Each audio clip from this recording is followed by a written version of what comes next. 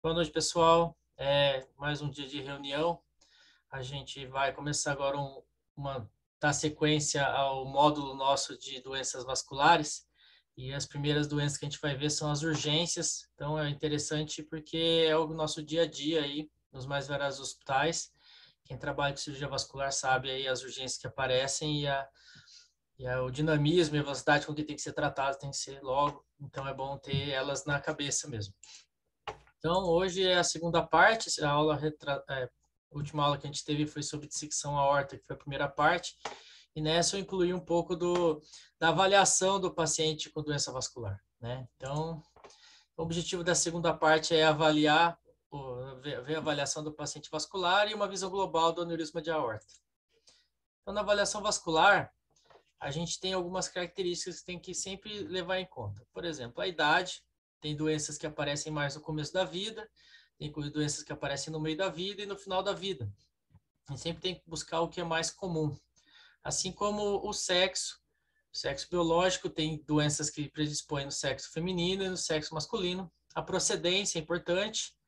Por exemplo, na China é muito comum a dissecção de aorta, enquanto mais comum do que no resto do mundo. A profissão é importante, tem situações aí que o paciente se expõe a um fator de risco, uma vibração pode gerar um aneurisma no punho, e a etnia também tem doenças mais comuns em brancos e não brancos também.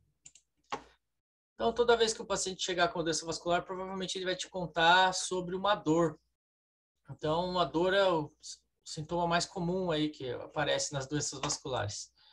Então, a gente tem 10 características da dor que vão nos orientar para tentar saber qual é a doença que a pessoa tem. O local da dor, a intensidade, o tipo da dor, se ela vai para algum lugar, se ela irradia, se é uma dor contínua, intermitente, a duração, como que ela começou, o que a pessoa faz que melhora a dor, coisas que ela faz que piora a dor, o que mais tem junto da dor e como que a dor se comportou ao longo do tempo. Então, vamos pegar um exemplo. A claudicação intermitente, né? Então, o ato de mancar, tem pacientes com doença arterial, né? Que mancam, não conseguem andar. Então, vamos usar as 10 características da dor para a gente chegar aí numa dor vascular. O local da dor é na panturrilha. A intensidade, ela é de moderada a forte. É uma dor que obriga a pessoa a parar de andar. O tipo da dor é uma queimação, é como se fosse uma fadiga muscular. Essa dor não irradia, ela costuma ficar mais na panturrilha. E é uma dor que tem uma duração que ela diminui com o tempo. Então, o paciente anda, ela dói, a dor vai diminuindo com o tempo, aí passa, ele volta a andar. Fator desencadeante seria a caminhada ou a atividade física. Fator de melhora seria o repouso. O fator de piora, então, seria realmente a caminhada, a subida. Ele fala, no plano eu ando bem, mas na subida é difícil.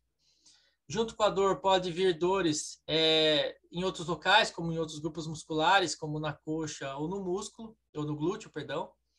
E a evolução da dor é o paciente que fala que cada dia que passa, ele precisa andar menos para doer. Então, a distância tá diminuindo. Então, essa dor, ela é patognomônica, ela é uma dor característica extrema da doença vascular. E a distância mostra para a gente a capacidade das artérias dessa pessoa. Então, se ela consegue andar 500 metros, é uma coisa melhor do que se ela consegue andar só 100 metros. Então, conforme a distância vai diminuindo, essa dor vai aparecendo mais precocemente, chega até o momento que o paciente evolui para dor de repouso e não precisa andar para doer, ela fica doendo mesmo parado. E existe a claudicação venosa, né? Então, vamos ver as 10 características da dor. Olha essa batata da perna aí com essas veias enormes, dilatadas, né? Então, onde que é o local da dor? É na panturrilha também. Só que é uma dor leve, uma dor cansada, uma fadiga no final do dia, né? Tipo da dor, então, uma queimação. É uma dor que não anda, é uma dor que dura o final do dia, o paciente faz atividades do dia a dia e à noitinha vai dormir um cansaço na perna. O que desencadeia a dor, por exemplo, é ficar muito tempo de pé e melhora quando deita e ergue a perna, porque daí o sangue volta e melhora. Então, ficar muito tempo de pé ou até mesmo atividade física pode piorar essa dor. O que mais vem junto com a dor? Essas veias dilatam, aparecem, ficam mais salientes. e essa dor ela foi piorando com o tempo, porque a doença da insuficiência venosa, a doença da varize, ela é uma doença progressiva. Com o tempo ela tende a piorar. Essa dor não é patognomônica, ela pode ter outras coisas que causam dor na perna, como a dor do ciático. Então, é muito comum aparecer hipovascular para pessoas com doença ciática. E ela é uma dor vespertina, a pessoa acorda bem. Então, é muito importante para diferenciar da dor ortopédica. A dor ortopédica, a pessoa acorda com dor, dura. O corpo está frio. Aí ela começa a se movimentar, o corpo esquenta, a dor passa. Aí à noitinha, vai dormir, o corpo esfria de novo, endurece, parece a dor. Enquanto que a dor da venosa, ela aparece no final do dia só. A pessoa acorda bem, porque ela dormiu e deitada facilitou a volta do sangue, então melhora essa dor. Durante a noite, ela acorda bem disposta e no final do dia a dor piora. Então é importante diferenciar, porque às vezes o paciente vem com essa dor, aí alguém fala sobre cirurgia, ele opera e a dor não melhora, tirando essas varizes, porque no fundo a dor não era das varizes, a dor era da ortopedia, por exemplo. Nós vemos então uma situação aí da Gisele Bündchen, olha a perna dela, não tem uma veia sequer, e ela é super alta, né? Então varizes não é para quem quer ter, é para quem pode ter. E nem toda veia dilatada é tortuosa. Olha o braço aí, eu tiro uma foto do meu braço para vocês verem. Então, as veias dilatadas aí são saudáveis, não tem problema nenhum. Elas, só porque são aparentes, não quer dizer que seja doença, né? Então, tem mais coisa envolvida. Então, na história, a gente tem que procurar ir por alterações, né? Na temperatura, se esfria ou se esquenta? A gente lembra que no nosso corpo o sangue é que dá temperatura às partes do corpo, né? Então, se está esquentando, está sobrando sangue. Se está esfriando, é que está faltando sangue. Assim como a cor, né? Então, se está vermelho, está sobrando sangue. Se está pálido, se está roxo, é que está faltando sangue. Alterações neurológicas, o sangue que dá vida aos nervos. Então, se está com alteração neurológica, pode ser que seja falta de sangue. E o trofismo, que quer dizer as características naturais daquela região do corpo, ela é mantido pelo sangue. Então, as unhas, os pelos, se está chegando sangue suficiente, está mantido. Se tem redução do trofismo, quer dizer redução do sangue. Então, nos antecedentes pessoais, a gente tem uma lista aí, ó, de 12 itens dos mais comuns, né? Então, é interessante sempre perguntar, porque as doenças vasculares têm as que têm mais comum em cada fator de risco. Por exemplo, cigarro, colesterol, pressão, diabetes, infarto, AVC, estão muito relacionadas a doenças arteriais. Enquanto que obesidade, gestações, paciente acamado, cirurgias prévias e hormônios estão relacionados a doenças venosas. Os traumas podem estar relacionados a qualquer uma das duas, daí depende de mais coisas do trauma para a gente saber o que está acontecendo. Então é importante perguntar sempre os antecedentes aqui. Esses aí são é o mínimo que se pergunta quando uma pessoa tem uma doença da circulação. Existe a parte familiar, as doenças congênitas e as adquiridas. Né? Então, na família, por exemplo, minha mãe e meu pai têm varizes, então provavelmente você vai ter varizes. Né? A doença da varize é uma doença hereditária, ela predispõe. Depende muito como leva a vida, mas a chance de ter aumenta. E existem as doenças adquiridas que a gente não pode confundir com doenças familiares. Então, minha mãe teve lúpus, minha avó teve lúpus, né? Assim, é obrigatório que eu vá ter lúpus, né? Nem sempre. Então, tem que saber diferenciar. Então, quando a gente vai fazer um diagnóstico em cirurgia vascular, 95% dos casos necessitam do exame complementar mais elaborado que existe, né, que seria o exame físico. Então, com as mãos, você pega numa pessoa, você consegue diagnosticar aí 95% das doenças. Não precisa de mais exames. Os próximos exames, então, seriam para programação do tratamento, não para o diagnóstico. Então, vamos falar do exame físico das artérias. Então, a artéria é o caminho que leva o sangue, que vai do coração para a periferia, ela pulsa, né? Então, a gente vai sentir a pulsação.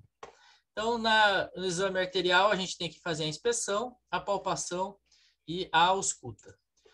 Na inspeção, como eu falei do trofismo, é o sangue que dá vida às extremidades. Então, com falta de sangue, a gente vai ter atrofia muscular, a pele fica seca ou descamativa, diminui os pelos, as unhas espessam, ficam acastanhadas, secas, quebradiças, e evolui aí para a morte do tecido, que seria gangrena, ou para a úlcera isquêmica, que seria uma úlcera que não cicatriza, E comumente vem dor associada, porque o nervinho lá daquela úlcera tá falta de sangue também, o estímulo dele seria a dor. Então, a gangrena, que seria a morte tecidual, né? Existe a gangrena seca, né? Então, né, morreu o tecido e secou, virou uma múmia, mumificou. E na gangrena seca acontece o aparecimento de um negócio chamado sulco de delimitação, que é o ponto, o corpo mostra para a gente até onde está vivo, né? Então, ali está vivo e dali para frente não está mais. Então, nesse momento, forma o sulco. A gente consegue ver aí nesse pé que exatamente ali é rosinha, e em seguida já vem a necrose. A gangrena úmida é quando, junto com a necrose, vem uma infecção e inflama. Então, a gente vê esse pé, a figura do meio aí, com a gangrena úmida, cheio de bolhas, né? Então, provavelmente uma urgência. Vai, acredito, evoluir para uma amputação. Então, na palpação das artérias, a gente tem que procurar locais onde a artéria é mais superficial, ou às vezes em locais mais profundos, como a aorta abdominal, mas geralmente você vai palpar uma artéria contra um osso. Então tem que sempre pensar aí que tem um osso atrás para segurar a artéria na hora de palpar e você conseguir sentir a pulsação. É importante a gente diferenciar a frequência do pulso comparando do paciente e de quem está examinando. Às vezes confunde e acha que tem pulso no lugar que não tem.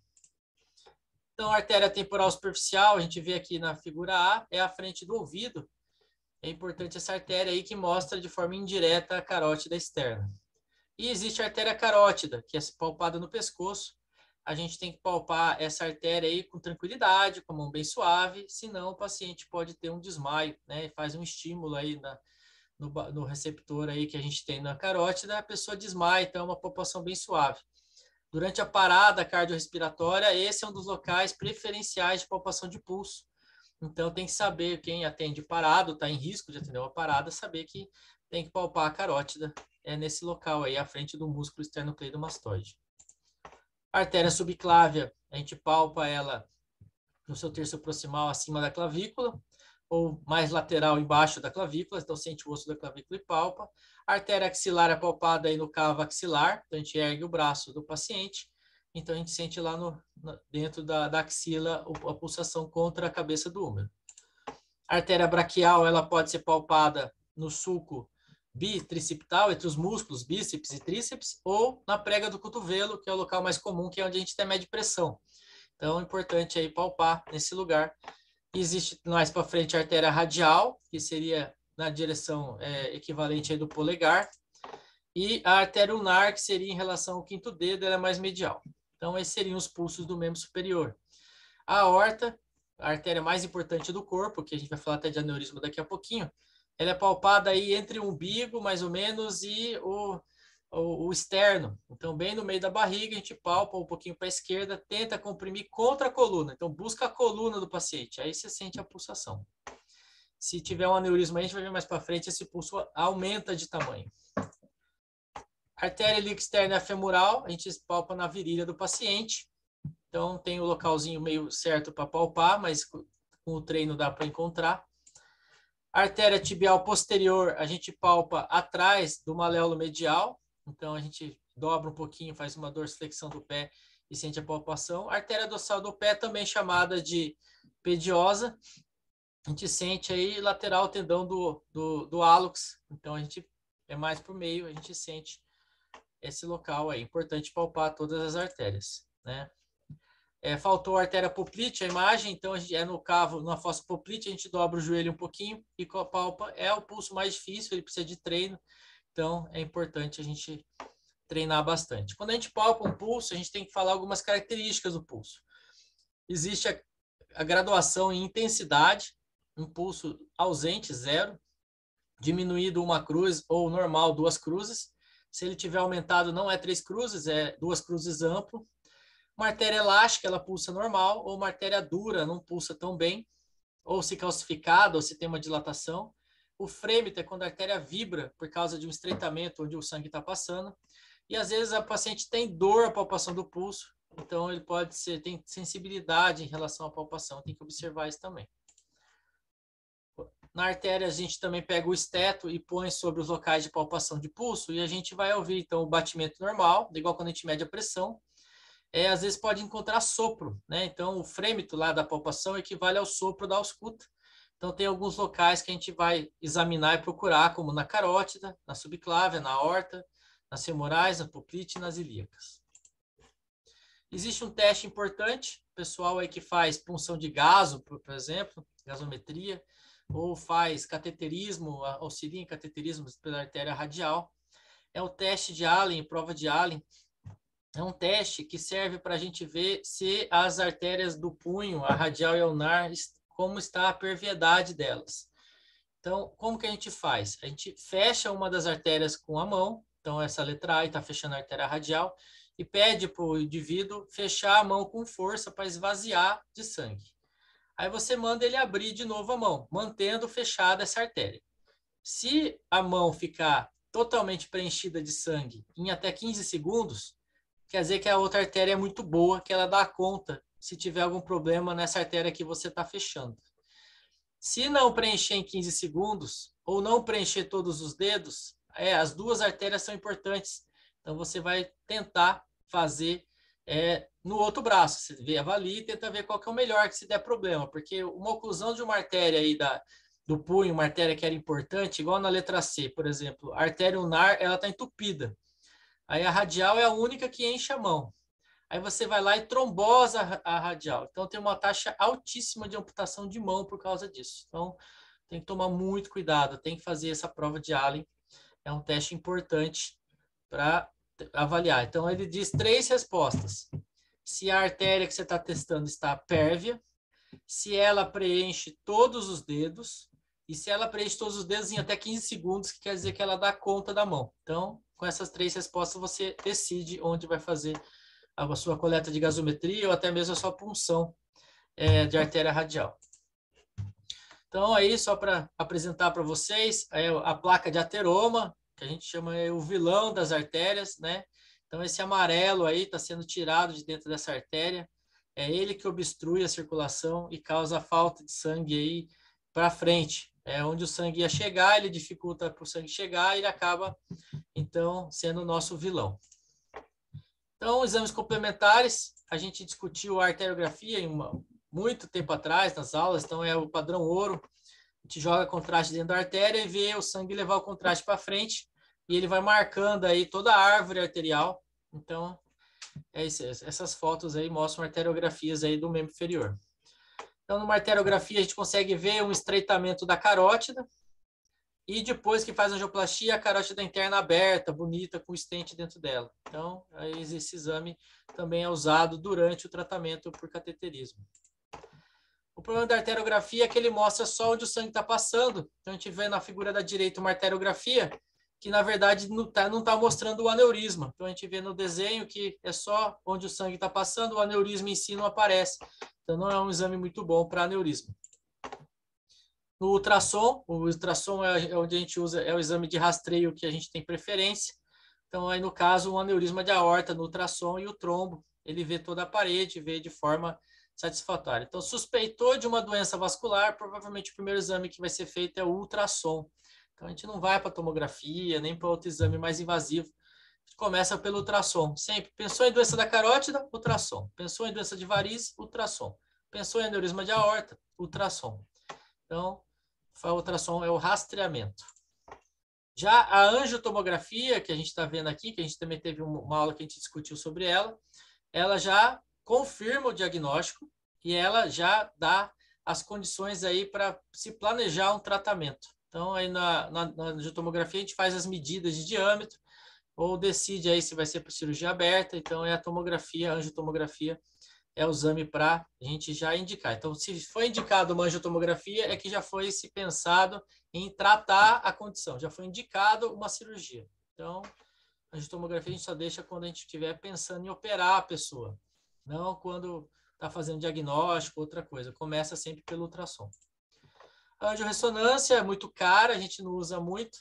Ela é vantagem que não tem contraste, né? Então, ela consegue fazer um exame sem contraste. A gente vê aí um rim pélvico nesse aqui, o rim esquerdo está lá embaixo. Ela tem imagens magníficas, mas ela é muito cara e difícil de acesso, então acaba que a gente vai para a angiotomografia. Muito bem. Então, iniciada aí sobre avaliação inicial, vamos falar sobre aneurisma de aorta, né? Então, o que é um aneurisma, né? Você ouve, é um aneurisma. Então, por que a gente chama de aneurisma? É quando o vaso, que é como se fosse um cano, ele teve um aumento de mais de 50% do tamanho esperado para aquele lugar. Então, por exemplo, a aorta abdominal normal é até 2 centímetros. 3 centímetros ou mais, a gente considera aneurisma. Entre 2 e 3 tem um nome chamado ectasia. Ainda não é aneurisma. Passou de 3 é aneurisma. Então, passou de 50% é essa dilatação, a gente vai começar a chamar então de aneurisma. Então, existem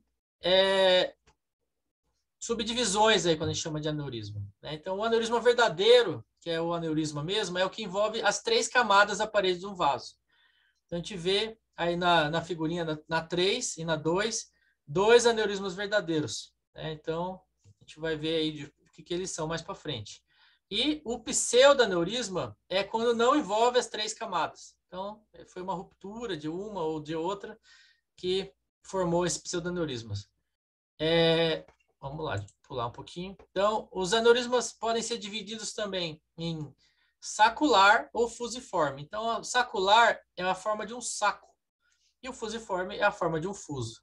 Então, os fusiformes eles afetam aquele segmento da artéria de forma circunferencial. Ela pega toda a parede. Enquanto que o sacular é só um pedaço. Então, a gente vê que é um pontinho aí que formou. É como se tivesse sido um furo, mas ele envolve as 3 camadas. Então, um aneurisma verdadeiro sacular. Se for não envolver todas as 3 camadas, não vai ser aneurisma sacular, vai ser um pseudoaneurisma, na verdade. Então, só para a parte teórica, a gente tem que ver que os aneurismas aórticos do abdômen são mais comuns que os torácicos. Os principais fatores de risco são idade e cigarro. Então, fumou durante a vida, mesmo que seja um cigarro, já é considerado ex-tabagista. Então, a gente entra como fator de risco para aneurisma. Essa incidência aumenta nos homens acima de 55 anos e nas mulheres com mais de 70 anos. A gente ainda tem como fator de risco a pressão alta e a história da família. Para pessoas que têm família com aneurisma de aorta, parente de primeiro grau pode ter até 25% de acometimento. Então, uma pessoa que tem os pais ou os filhos podem ter. De maneira geral, o infrarrenal é o local mais comum de aneurisma, então é no abdômen. Por isso que é importante a gente saber examinar. O aneurisma de aorta abdominal é o aneurisma mais comum que existe.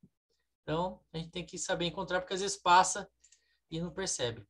Quando a gente vai rastrear aneurisma, então a gente faz exames não invasivos, que seria o Doppler, em homens acima de 60 anos, que tiver história na família. Ou entre 65 e 75 anos, se tiver histórico de cigarro. Então, cigarro, tabagismo pode ser também cachimbo, outras coisas, né? Paieiro. Então, a gente não... É toda forma de tabagismo. Então, vocês veem que não há rastreamento em mulheres, né? Não se justifica procurar em mulheres, é só em homens. Então, acima de 60, 65 anos, fumou, vai ganhar um Doppler de aorta, um ultrassom para pesquisar. Ah, eu não sinto nada, não importa, tem que procurar. O aneurisma tem que ser rastreado. A maior parte dos aneurismas de aorta abdominais não produz nenhum sintoma. A pessoa não tem nada, não sente nada na barriga e está lá a panelona, aquele enorme aneurisma. Mas quando tem sintoma, é uma dor, é um desconforto constante e persistente na região ou lombar, seria nas costas, ou no hipogastro, aí na boca do estômago, né? Então, esse lugar aí, perdão, hipogastro seria o pé da barriga, né? Então, ou o pé da barriga ou no epigastro, ainda às vezes na boca do estômago pode ter um desconforto abdominal. O exame físico do aneurisma. Então, o paciente falou aí que há uma suspeita de aneurisma e tem que examinar por a mão nele. Então, o que a gente vê? Ao exame é a massa abdominal pulsátil, é o pulso amplo. Então, nesse exame aí, a gente vê no umbigo que ali está dilatado, né? Então, ali está... É que esse paciente é magro, é fácil de examinar, mas às vezes o paciente não é tão magro, não é fácil. E sente tudo isso pulsar. Então, tudo isso pulsa. Então, houve uma suspeita, tem que ser rastreado com ultrassom. Qualquer pessoa, pôs a mão na barriga de alguém, sentiu que está esquisito, está pulsando demais, tem um coração na barriga, tem que ser encaminhado aí para ser rastreado. Existe um sinal de DeBake, então você vê que é limitar o aneurisma na palpação até chegar no externo. Se você consegue limitar, ele é infrarrenal, que é o mais comum. Se você não consegue limitar, ele é tóraco-abdominal, é o limiar da vascular, é o aneurisma mais difícil de ser tratado. Então, o exame físico já diz bastante sobre o prognóstico. Então, o que é triste, né? Que os aneurismas de aorta podem ser encontrados apenas no período de expansão ou da ruptura, né? Do rompimento. Uma dor de início abrupto, lombar ou abdominal, com dor abdominal, presença de uma massa pulsátil e podendo ter hipotensão choque, pode ser um aneurisma roto. Então, tem que ser atento. Tem horas para tratar. Os aneurismas rotos eles também podem imitar outras condições, como cólica abdominal, cólica renal, diverticulite, hemorragia gastrointestinal. Então, por isso que 25% dos pacientes com aneurisma roto, eles são diagnosticados com outra doença. Então, já é uma doença grave e ainda tem erro de diagnóstico. Então, é condição difícil. Existe uma regra dos 50% em relação ao aneurisma. Quando o aneurisma rompe, metade não chega no hospital. E dos que chegam, metade não consegue sair da cirurgia. Então, é gravíssimo, né? Então, a mortalidade é muito alta quando rompe. Quando não rompe, tratado eletivo, 99% aí praticamente sai do hospital do jeito que chegou. Sai super bem com aneurisma tratado. Então, antigamente, igual eu falei, a ortografia era o exame padrão ouro, mas hoje em dia a gente não usa mais, é mais o Doppler ultrassom, angiotomografia, angiorressonância. Então, essa imagem bonita é uma reconstrução, aí, igual a gente viu numa aula sobre tomografia, e ela mostra aí a luz e a gente vê no meio aí da barriga uma dilatação enorme, um saco aí cheio de sangue, é o aneurisma de aorta onde ele está. Então, local aí já está com diâmetro grande, provavelmente vai ter que ser tratado. Lembra, pediu angiotomografia, provavelmente vai ser, já se indicou a cirurgia. Quando a gente indica a cirurgia, o tratamento clínico não é para essa aula, mas pensando quando você ouvir sobre tratamento cirúrgico de aneurisma, a gente tem duas opções principais. O convencional é quando a gente abre a barriga da pessoa e vai lá e resseca o aneurisma e coloca um enxerto, uma prótese, um tubo de plástico no local da aorta, um tubo de Dacron. Dacron é o poliéster. Então, a gente substitui a aorta por um tubo de Dacron. O tratamento endovascular é quando a gente usa uma endoprótese. Então, o que seria isso? Então, nessa figura a gente vê em cima o tratamento convencional. Abriu a barriga, vai lá, coloca o tubo de plástico, o tubo de Dacron e fecha. Embaixo a gente vê o tratamento endovascular. A gente coloca uma endoprótese, uma prótese por dentro do aneurisma. A gente não resseca o aneurisma. Então, as duas técnicas são muito boas. Cada uma tem a sua indicação, as suas contraindicações. A cirurgia convencional, ele tem muita mortalidade perto da época da cirurgia. Então, operou aberto, dá complicação, o rim falha, campeamento, é difícil, barriga, incisão, mas a longo prazo, depois que saiu dessa fase aguda, ela é ótima. A gente nem faz tanto acompanhamento, nem tanto controle, só uma vez por ano, aí só para ver como é que está o exame físico. Na cirurgia endovascular, o paciente opera, 2, 3 dias está em casa. A cirurgia, então, é tranquila no período ao redor da cirurgia. Mas depois, como não foi costurado, não foi amarrado, a gente tem que fazer acompanhamento. Essas endopróteses, elas degeneram, elas podem se movimentar, então ela tem mais complicação a longo prazo.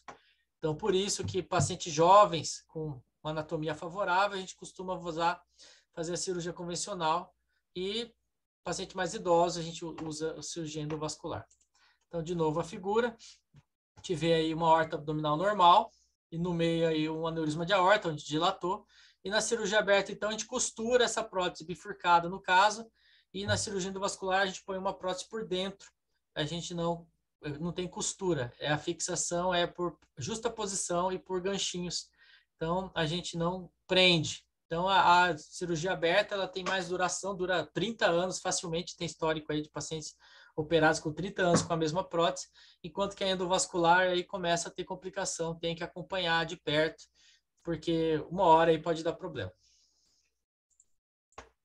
Muito bem, essa foi a aula de hoje.